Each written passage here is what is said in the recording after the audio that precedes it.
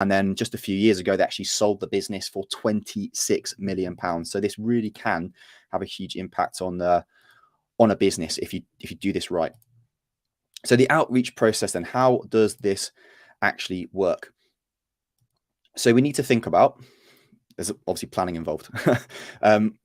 Who's your target audience? What do they care about? Where are they? What publications do they actually read? What type of content are these people publishing? And don't think of this, we're gonna like publish a press release about the latest widget that your business is selling in some remote location like the Faroe Islands. Like, nobody really cares about that. So we need to think, if I was writing this for a publication on that topic that our target audience would really care about, what would I write? So essentially you're becoming like a staff writer for them almost. So the next thing is then the pitching side of things. This is where we actually go out and we do the work. So there is a few things we need to look at. Who is the right contact? The best way to go about doing this is finding articles on a similar topic, looking at the actual byline. So who wrote that? Can you find maybe their Twitter handle, their email address? And if not, if you can't find the byline, can we find the editor's contact information so we can go directly to the editor? We also need to think about what their goals. So we know that the goal of every writer that's out there is to get their article written quickly. And that's because they've got such a big workload, they just need to move on to the next one. So this means that when we write an article for that publication, for that business, we need to think about, okay, has it got the right word count that they've asked for? We need to make sure it's all proofed and edited fantastically. And actually, it has to be good. That's the minimum we really need here. It needs to be good quality as well. And then the last thing is follow up. We know that not everything is going to get secured straight away on the first go. You will pretty much never get a yes on the first attempt. These are people that are really busy. They're working to deadlines. So we need to make sure that we're following up with them really, really consistently. And then the last thing here is building momentum. And this is something that Annabelle actually does really, really well. So what we do here is we be human, we be nice, we be friendly with people, and we create a relationship, because we never know, this person that we're talking with, they might be a freelancer, they could be publishing content in more than one place, they might end up working for a bigger publication at some point in the future, or they might have multiple sites as part of their own organization. So being able to actually, follow up, say thank you, this will help you be real and be an asset to that person in the long term as well. Okay, so other things that we need to consider when we're doing this. Realistically, the success rate will be generally low. That's why we need to be really on top of things. We need to make sure that we're being, we need to keep going. Essentially, you can't just keep giving up. You have to make sure you do this. So I think we say that usually you might get an article published for every 10 outreach attempts. We usually expect, so for a good backlink, it's going to take maybe at least 5 to 6 hours of work to get that in place. But you need to think about this in terms of context. So you don't need millions of links. You don't need to be getting thousands, millions of links. We don't want to be focusing on spam. What we're doing this for is because we're focusing on the quality. And yeah, you will get a lot of rejection if you're doing this, but that's part of it. And if you don't like rejection, then I'd suggest just requesting a free review, and we can maybe do this for you instead. Cool. Okay. So, and your product defines the best channel as well. Now we're on to method 2. So these are getting a little bit more juicy, a little bit sexier, I guess, as we go. So this is where we're looking at journalist inquiry services. So there are websites, there are things that you pay for on the internet, and journalists, they'll submit requests for maybe interviewees or for features. They might be doing a roundup, or they might just be doing a really specific piece, and they're looking for experts. So if the request that you see from these areas matches your business, you basically get in contact with them, and they might be able to then feature you. Really, the same rules apply in terms of the way that you're doing your outreach to write the content. So we need to make sure that we are being really proactive. We need to make sure we're making it easy for the person on the other end. And a few examples of the type of platforms that we use for this are Response Source and Gorkana. Also, Help a Reporter Out as well is quite a well-known one too. So let's actually look at an example from a few years back. Hopefully you can see this. This is essentially an example from Prima, which is a media outlet. And what we can see here, it's actually quite a good story. So the magazine, Prima, Fiona is a freelance journalist at this place. So really good contact, might be able to write for other publications in the future. Really, really good opportunity, this one. So they're asking for tips about relaxation, and it has a specific deadline. So what we did with this, we replied to this with a specific tip, and then we included a link to the website. So here's the response that we put to Fiona from Luke here at Exposure Ninja. So anyway, for this particular client, we did a lot of this, and we got them coverage in some amazing websites, the likes of the Mirror, huge DA, huge domain authority, which means that it's great for your SEO. And then we actually spotted this specific trend. It was for these things called waist trainers. I don't know if people actually remember these, but essentially they squeeze your waist in. And we saw this as a bit of like an exploding, trending topic. This is also sometimes known as newsjacking as well. So one of the researchers from the Victoria Derbyshire show on the BBC started seeing some of our responses to these requests for this type of product, and actually contacted us asking if the client would appear on their talk show to talk about the health of these waist trainers, essentially how good they were. So what you'll see here is our client. He's the one second from right there, looking very awkward. So we can get you on BBC News essentially, but or BBC Victoria Derbyshire show. We can't necessarily give you the training to be good on TV, unfortunately. But yeah, it was our job to get the coverage, not to show them how to do that. Right, so that's method number 2. This can literally get you on TV, this one. Method number 3 then. This is probably my favorite one because it's just so accessible. Pretty much anyone can do this. All you need is Twitter and, well, a Twitter account, I guess. Now, if you are watching this, write these 2 hashtags down. So PR request, so that's PR request, and then journo request. Now these are magical, and the reason for that is because essentially what we know is that there are editors, there are people on Twitter, they're looking for these opportunities. They're actually telling people they're looking for these specific thought leaders and mentions on Twitter, and you can literally just use that hashtag to find people in your niche, in your area, and spot these opportunities. So what you'll see on the screen now is this is Alison Coleman. So who is Alison Coleman? Oh, she actually writes for Forbes. So really, really good publication. So this is a good example. Now, these are journalists. Typically, they're looking for a fast quote. They're looking for speed. So they jump straight onto Twitter. They start using these hashtags. So this is an example of where we did this. And a week later, we got an article on Forbes. So you can see the response there. It's about working from home and the sort of attire you have. And then, yeah, within just a week, Exposure Ninja featured on Forbes for this specific opportunity. So if you've got 2 seconds right now, go onto Twitter, find Alison Coleman and follow her. And you never know, with the right follow-up, with the right opportunity, you could get yourself featured on Forbes. Let's just find this again. There you go. That's the example one where we got ourselves on there via Tim. Here's another example of this. So this is for Natalie Morris, you can see here. So that's their profile on Twitter, previously at ITV News, currently at Metro UK. And again, we've seen another link come in. This is around sort of climate anxiety for another client that we've been working with as well.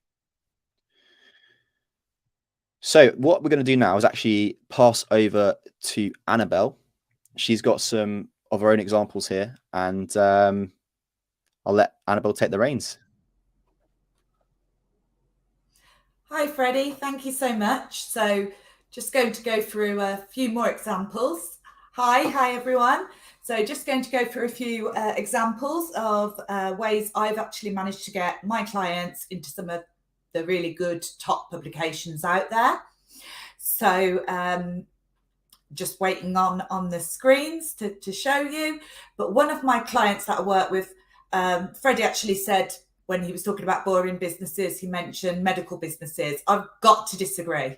I think medical businesses are probably one of the most interesting out there. Working with a team of audiologists, they have hearing clinics across the UK, and I saw a journalist request for Forbes, and as you can see here, the comment from my client was featured, and also the name of their company. Now, you might be saying, but there's no backlink. And obviously, yes, we do aim for backlinks. It's very helpful for SEO to have backlinks in top publications. However, there is another thing which is really important, and that's your credibility. If you can put Forbes Health logo on your website, immediately people are going to feel that they can trust your business a little bit more, because it's been featured in Forbes, and Forbes is such an authoritative site that people go to. So that can really help you out. Also, if your customers are reading these types of articles, obviously this one was related to hearing aids, which is one of the main things that Regain Hearing, promote, I suppose, one of the main services that they provide. If people read the article and they're looking for somewhere to go, then they, can easily type Regain Hearing into Google search or Bing, whatever you like to use. Their site's going to come up and they're going to be able to get their contact details straight away. Another great example, and this was, I must admit, a little bit harder work, was getting a client featured in the Mail Online. This is the same client, and this was a product that they don't sell. So that's why it was a little bit harder to provide an appropriate kind of comment that the Mail Online would want to feature in their article. And this is where it's really important to read the request and even take a look at other articles that particular journalist has written in that publication, and then mirror kind of the type of commentary you've seen in other articles. Because if you do that, it's a lot more likely that that commentary will be used. And luckily enough, I did manage to get this right. And again, I got my client featured in an article on the Mail Online. This is really good for them because obviously a lot of exposure in the UK for the Mail Online Health. And again, their actual business is mentioned, the name of the audiologist, so people can then look that up to find their contact details. Another great thing about this was the journalist actually asked if I could put him in contact with Lee, our client, the audiologist, because he said that he has ongoing articles that they write about hearing health, and it would be really useful to have an audiologist they know that they can just contact for commentary. So as well as this particular feature, it's put Lee in a position where he's going to be able to contribute to ongoing features. So that was really beneficial. Again, there isn't that backlink that we're looking for. But moving on, I will show you ways to actually get fantastic backlinks in, the top publications out there. So another client that I work with runs a rehab clinic and also a inpatient rehab facility. And it's quite hard to get these types of clients featured in things, but I pay attention to what's going on, and this is what I would recommend you to do. Maybe sign up for Google News alerts, put in the type of business you've got, and it will actually then send you stories around those types of businesses, so you can keep track of what's going on, what's being covered. As Freddie said, this is newsjacking, and it is really effective if you get it right. So I had seen lots of stories, ongoing stories about the opioid crisis in the US, lots and lots of coverage on what was going on with a drug called OxyContin. You may have heard of it, and the Sackler story.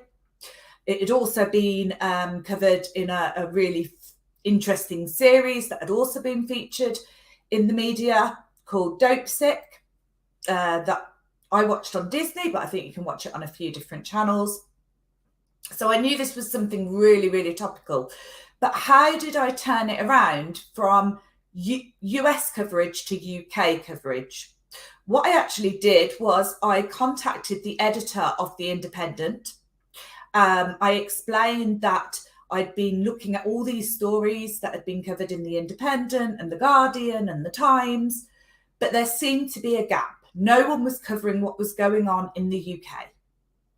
And I had this great client who could offer commentary, but also, even more important, I had someone who was prepared to give first-person experience. Now, if you have a business and you've helped out another business and they're prepared to kind of give their first-person feedback, then this is a brilliant way to get into articles, because journalists are really seeking this first person kind of narrative.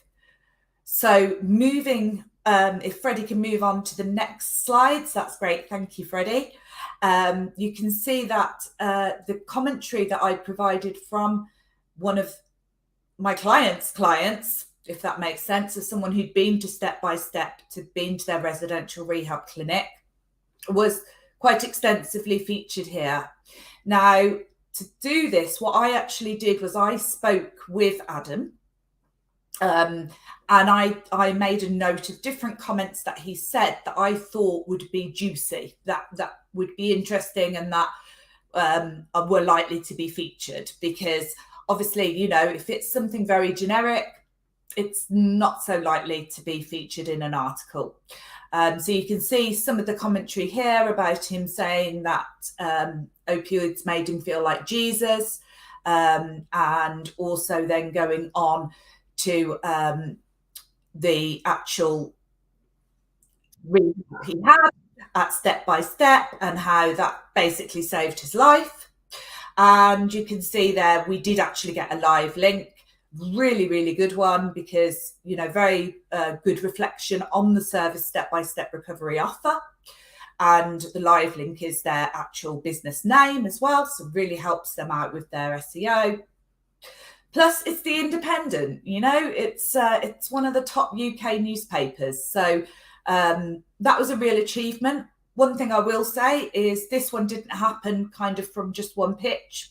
It did take numerous follow-ups with the journalists, probably about 5 in total, sending different quotes and different ideas before they were happy with what they'd got and said, yeah, okay, we've got what we need. So again, always worth following up. If you send something, follow up. Simply say, you know, was that useful? Do you want more commentary? Is there anything in particular you're looking for?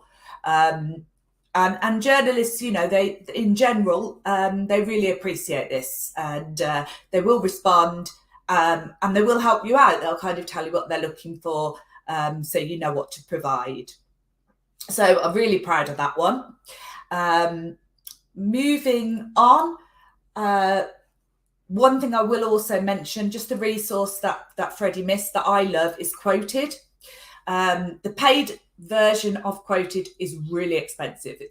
I think it's £700 a month, but the free version is great. You get 4 pitches, so you just need to be a little bit careful. I would always only pitch to top publications, but it's a really good way to find top journalists, because you can look at the journalist's name that's requesting the information for the pitch, and then just hop on Twitter, type their name in, and find them that way, follow them that way. So it's a really great way to find top journalists. You know, literally you're just given their names by Quoted, and I would recommend signing up for the free version of that.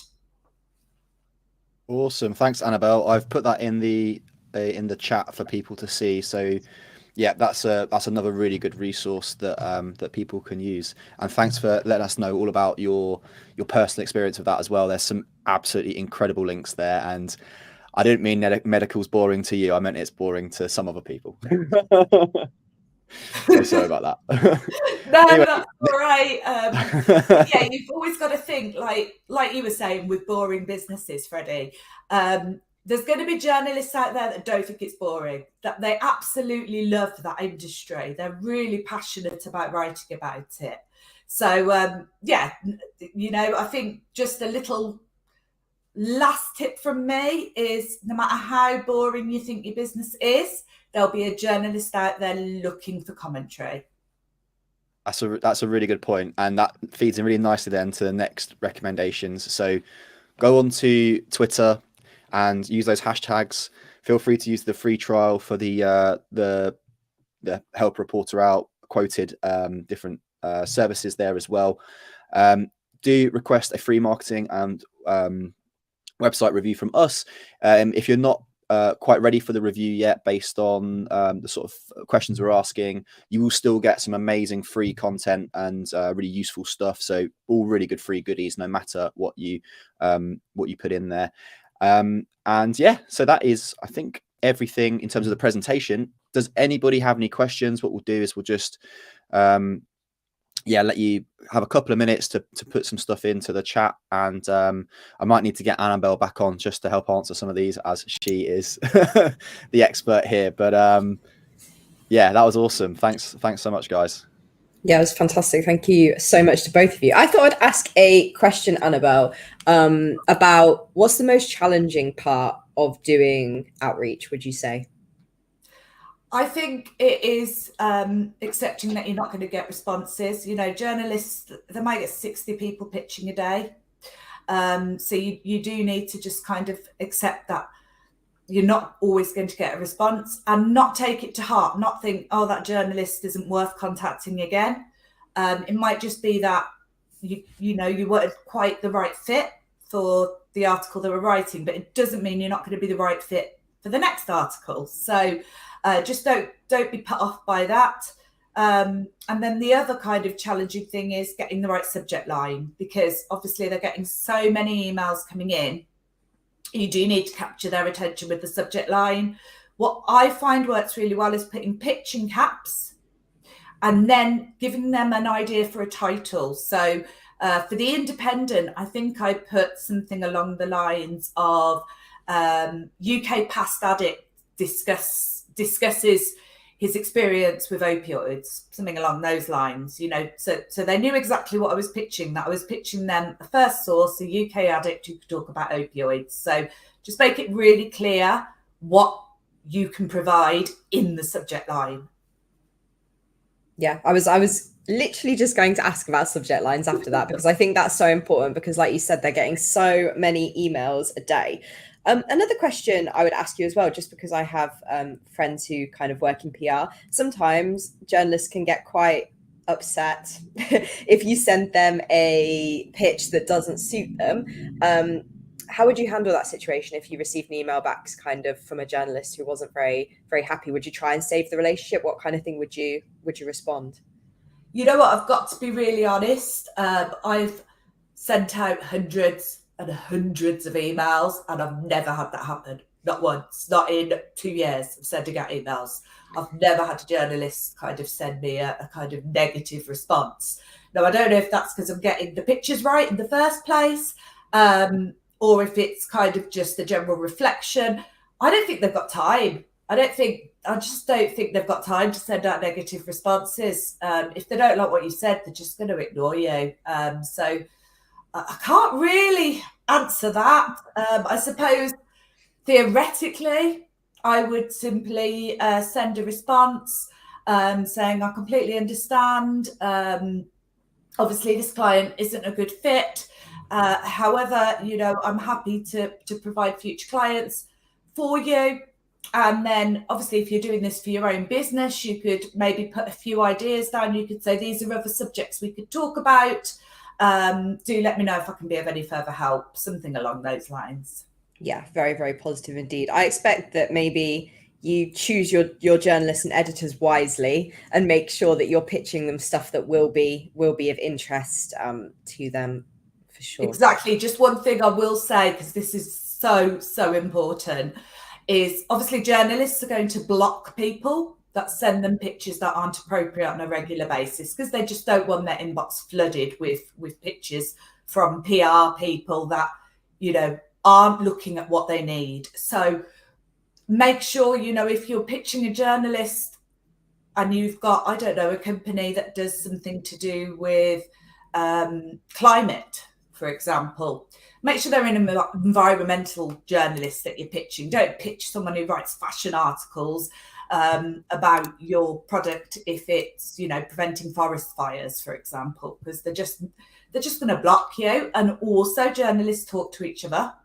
So if you're pitching the right types of things, that journalist might then say to another journalist who's writing articles about that subject, oh, I've got this great source, and they can help you out. And you even get journalists, I'm now getting journalists contact me saying, you know, so-and-so told me you've got this great source. Would they be interested in contributing to this story? So you can get, as a business, you know, you can get that type of response as well, where journalists will say, you know, this business has sent me this pitch, not quite right for me, you know, to another journalist friend, but I think it might be right for you. So that's why it's really important to just make sure you're pitching journalists that write about a topic or about the topics that relate to your actual business and what it does or what it sells.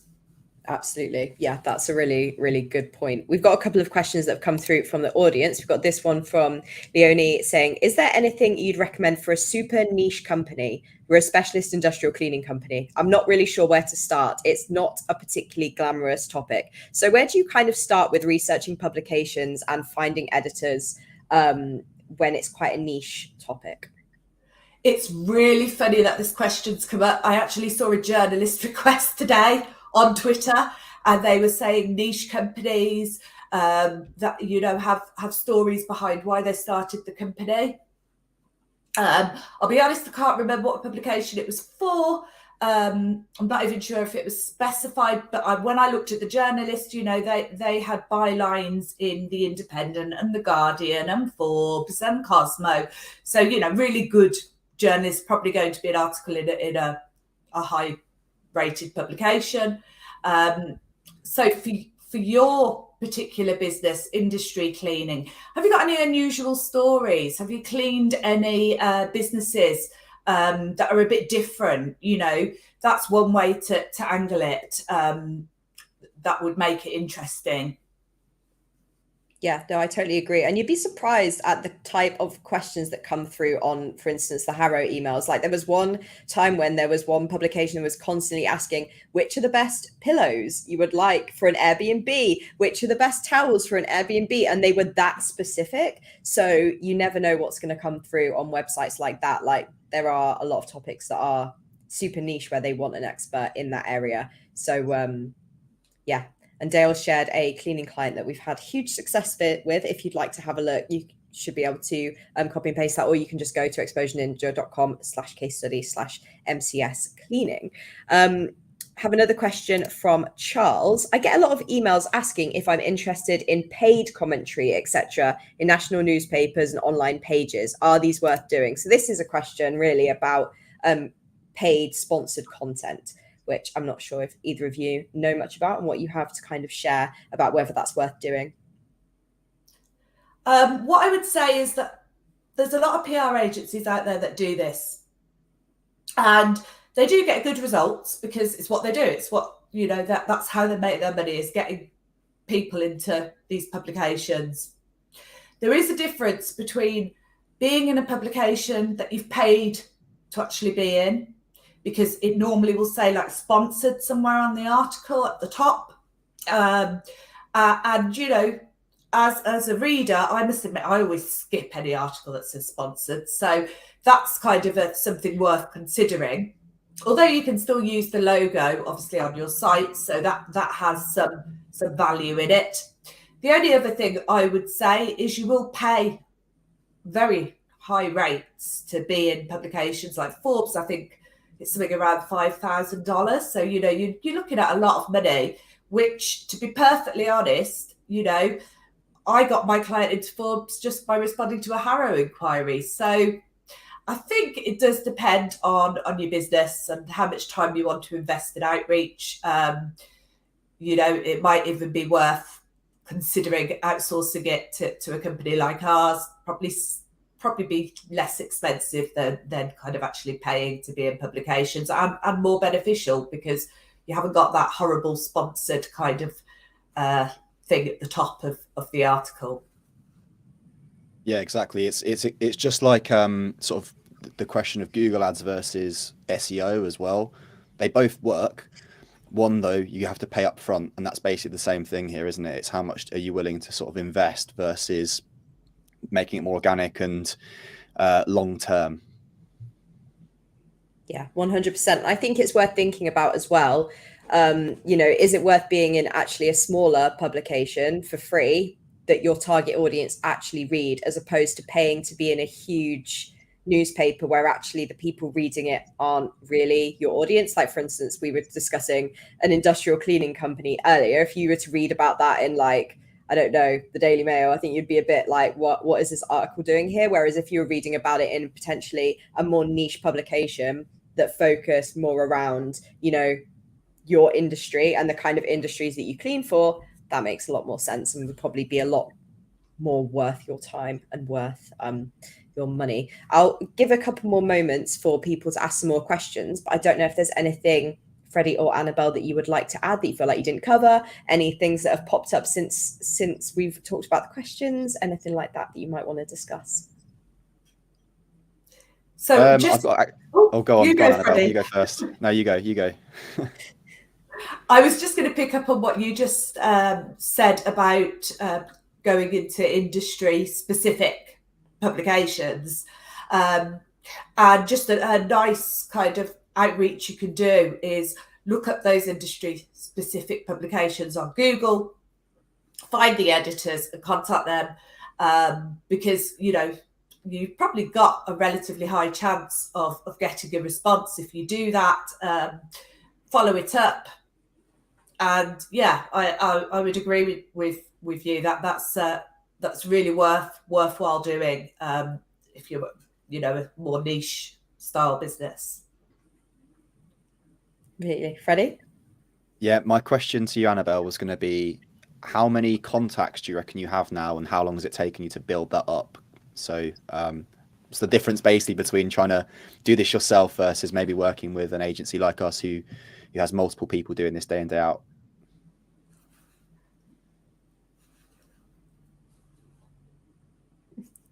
Did you hear the question, Annabelle? I did. Oh, okay.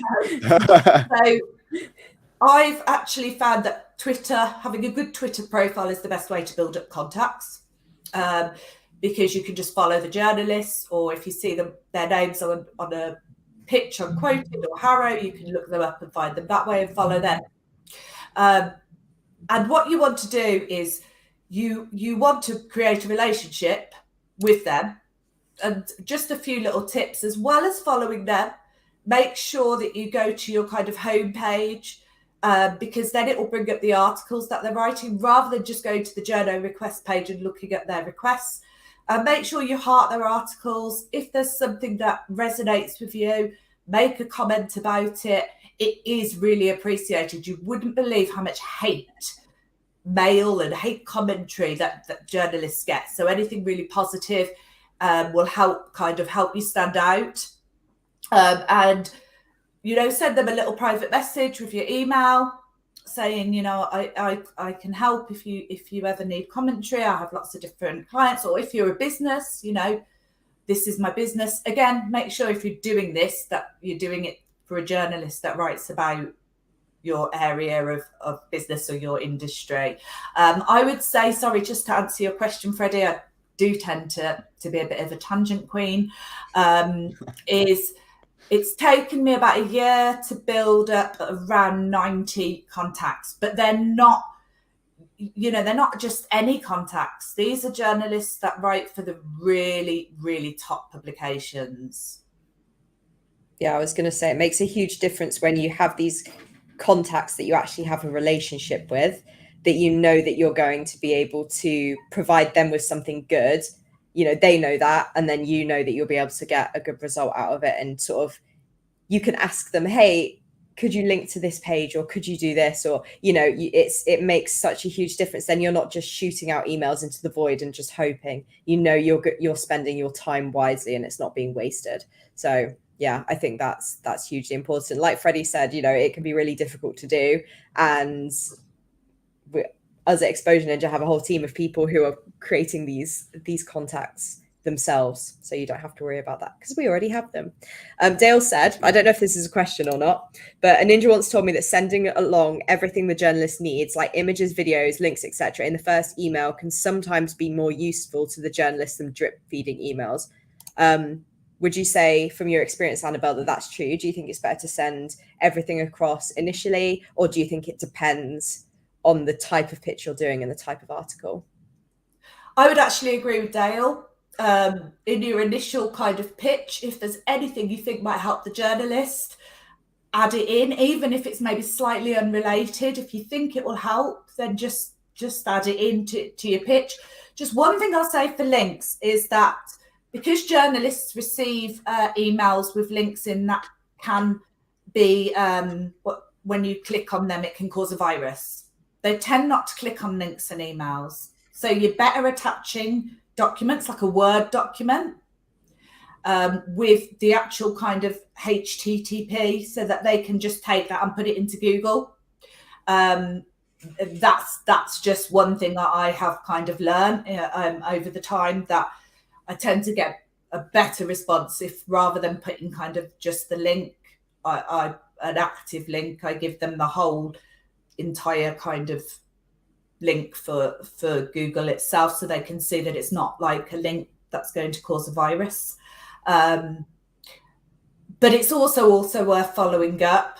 If you've sent lots and lots of things, you haven't got any response, you know, maybe a week later follow up with, you know, is there anything else that you need? Maybe I didn't get it quite right for you, but we've got other information we can provide. Could you just tell me what you're looking for? Because we'd really like to help you out, you know, just something along those lines. Yeah, that's really good advice. I want to add as well, if you're responding to Harrow email requests and you email those people, if you add any attachments, they won't be sent through, because they're sent through to the platform and then they get removed because it's not really an email. But if you're emailing editors directly, then absolutely add some attachments. And like Annabelle said, be careful with links, because a lot of journalists have been burned by spammy emails and just, you know, have concerns about it. I've got another question from Charles asking, how important are backlinks when considering like articles? Is it worth hassling for a backlink or not? We touched on this earlier, but it'd be great to get a bit more insight about that, Annabelle.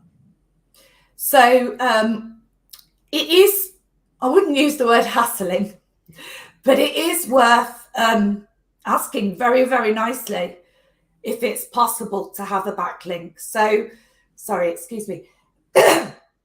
With the Independent article, for example, I did say, once the journalist kind of had said, thank you so much, I've got what I need, really appreciate your help, I did at that point say, you know, we would really appreciate it if you could put a link back to step-by-step recovery into the article. Obviously, Adam does mention that he's been there, so it's a nice natural link, and if you could include it, that would be really, really helpful. And they did. And maybe if I hadn't said that, we wouldn't have got the live link, because they simply might not have thought to do it. It's not even that, you know, they don't want to do it. It's that if you don't ask, you don't get, you know. But don't hassle. Just ask nicely. I would say only ever ask once. Don't keep kind of sending follow-up emails asking for a link, because you're just going to annoy them. They're going to block you and they're never going to want to work with you again. But yeah, just one nice email, definitely 100%. Yeah, completely agree. And also there is value to just being featured in the article, you know, being the expert in that article, even without the link. Obviously, getting a backlink is great and we do love that, but we definitely should think about other aspects as well, like having that credibility, being able to add that logo to the website, and also having your expert opinion in an article that your target audience will be reading. There's definitely other value there as well. So yeah, it's not always about the backlink, but it's still nice to have. And like Annabelle said, ask once, don't hassle them, don't get in their bad books, because they will not have you back. And it might be that, you know, their hands are tied or they're just busy, and then you would have ruined that relationship. So yeah, it's definitely not worth it. Is there anything you two would like to add, or any more questions coming through in the chat from anyone watching? I'm all good. It's been good fun. I feel like I've learnt loads, actually. I feel like I've talked way too much. Like, no, definitely not. I should give you more. Freddie, really, is there anything you want to say before I jump in? No, we're all good. Just remember to request your review, exposureninja.com/review. And yeah, we've got loads of additional content on digital PR, on content marketing. If you haven't already checked out our YouTube channel, pretty much all the information you need is there. And also, if you go onto our website, we've got training, we've got guides, we've got blog posts. You can search by the topic you're most interested in, and there'll be stuff there that'll be really useful for you if you're looking to try and sort of attempt some of this yourself. Absolutely. Well, if no one's got anything else to add, we shall say goodbye to you today. Thanks so much, Freddie and Annabelle, for coming on and offering your expert insight. And we will see everyone next week, potentially. I'm not sure when the next live stream is, but I'm sure there will be one soon. So thanks again for coming on, guys, and enjoy the rest of your day. You Will too. do. See you later. Cheers, everybody. Bye.